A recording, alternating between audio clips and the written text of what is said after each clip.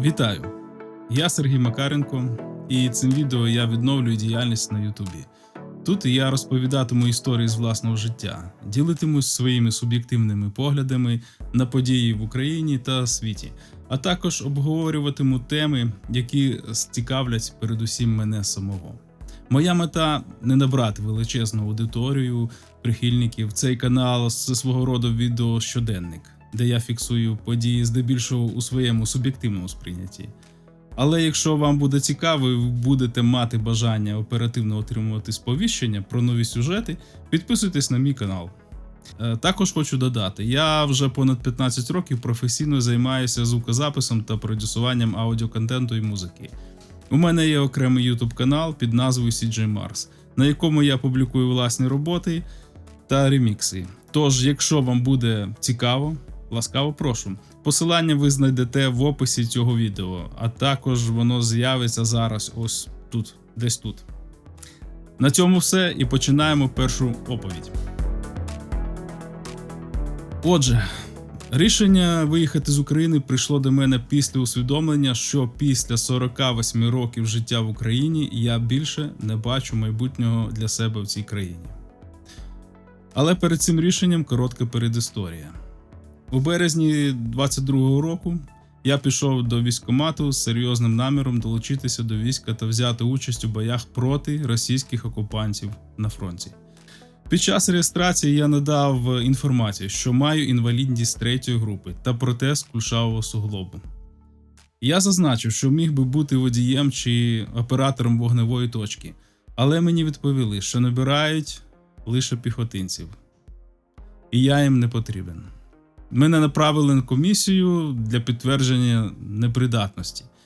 Там з мене почали вимагати довідку про хворобу, оскільки документи з МСЕК про групу інвалідності їх не переконали. Я зрозумів, що з цією комісією потраплю в корупційне болото. Тому я прийняв рішення не витрачати даремно час на це, а зайнявся оформленням пенсійного посвідчення по інвалідності. Посвідчення я отримав за кілька місяців, проте на той період я навіть не думав про виїзд з України. Я відвідував курси з тактичної медицини та тренування ведення боїв в умовах міста. Звісно, наскільки мені дозволяв стан мого здоров'я і мій протез, який стоїть в нозі. Що допомогло мені згадати навички поводження зі зброєю, набуті ще за часів обов'язкової військової служби. Так, я служив в армії 93-95 рік, якраз після розвалу Совка. Це був досить такий корисний, обов'язковий корисний досвід. І повчальний. Також я спілкувався зі знайомими, які вже мали досвід участі в боях у зоні АТО та повномасштабного вторгнення. З їхніх слів я зрозумів, що військо України з часів розвалу Совка мало чим змінилося. Були розповіді про самодурство командирського складу, про те, що людина, отримавши численні контузії та поранення, з величезними складнощами змогла оформити УБД.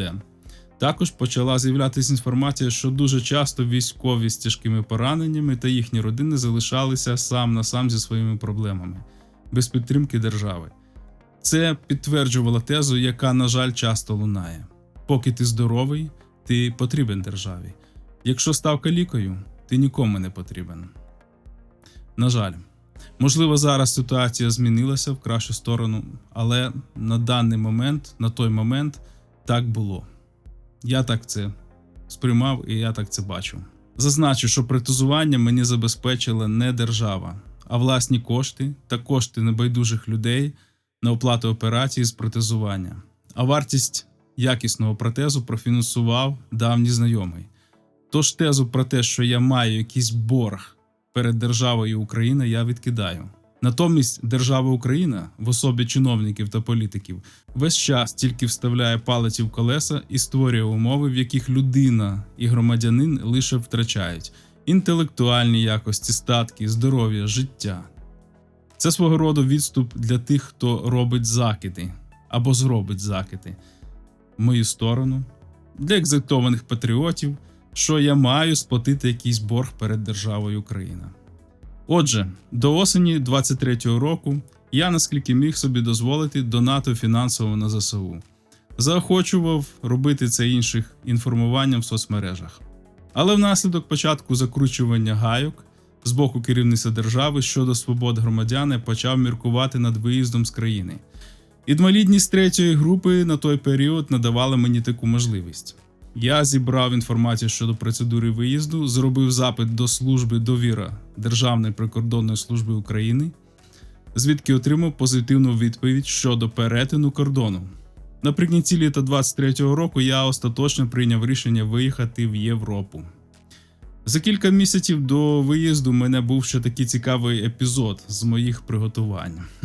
Я, як достатньо законослухняний громадянин, мав намір у військкоматі отримати довідку про звільнення від військової служби на основі відповідних документів. Отже, одного дня я вийшов з дому в напрямку маршрутки до військкомату. Аж тут мені дзвонить знайомий юрист і запитує, як у мене справи. Я про свій намір виїхати практично нікого не інформував. Йому ж сказав, що збираюсь у військкоматі отримати довідку про звільнення від призову, як інвалід 3-ї групи. Він переконав мене цього не робити, і ось чому. З його слів та практики, вже на той час тих, хто приходив у військкомат з таким питанням, назад вже не випускали, а оформлювали як придатних чи обмежено придатних і відправляли до навчальних центрів. Тоді ще не було такого свавілля ТЦК, але паростки вже почали проростати. Мабуть, Всесвіт таки мав інші плани щодо мене, тому й відбулися цей дзвінок і розмова. Отже, до кінця жовтня 23-го року я впорядкував усі свої справи, заздалегідь придбав квиток на потяг до Перемишля, це прикордонне місто в Польщі, продумав варіант своїх дій на випадок, якщо мене зупинять на кордоні, і 30 жовтня ввечері вирушив у дорогу, у відносну невідомість.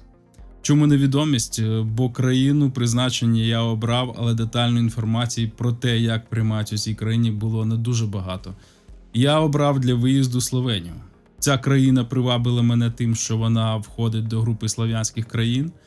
Економіка Словенії є найкращою з усіх балканських країн. Клімат тут достатньо теплий, природа мальовнича, є вихід до моря та гори. Вечором того ж дня, 30 жовтня 23-го року, я зробив прощальну прогулянку центром Києва. Потім на центральному вокзалі сів на поїзд до Перемишля і вирушив в дорогу. До Львова доїхав без проблем. Єдине, було досить спекотно у вагоні, про що я декілька разів повідомляв провідників.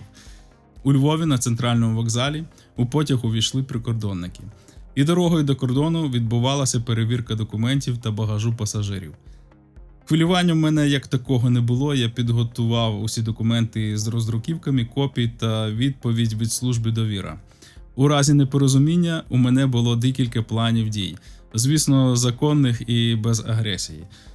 Дівчина-прикордонниця досить ретельно і тривало вивчала моє посвідчення по інвалідності через оптичний прилад. Переконавшись, що все гаразд, мені повернули закордонний паспорт та посвідчення. Таким чином, я отримав підтвердження реалізації свого права на вільний перетин державного кордону.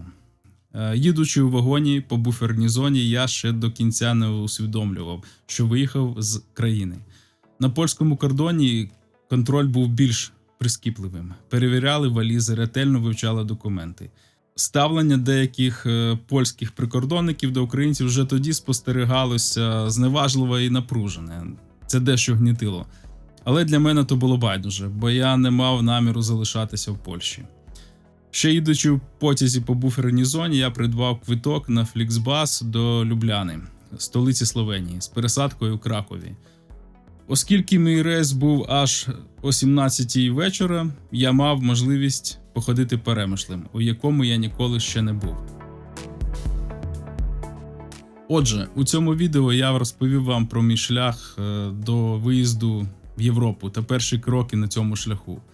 А в наступній частині на вас чекає розповідь про мою мандрівку Європою, про відчай у Кракові, про те, чому все ж Словенія стала для мене транзитною країною, і мій приїзд до країни призначення, в якій я прожив 1,5 року. Підписуйтесь на мій канал, якщо не хочете пропустити новий сюжет. До зустрічі!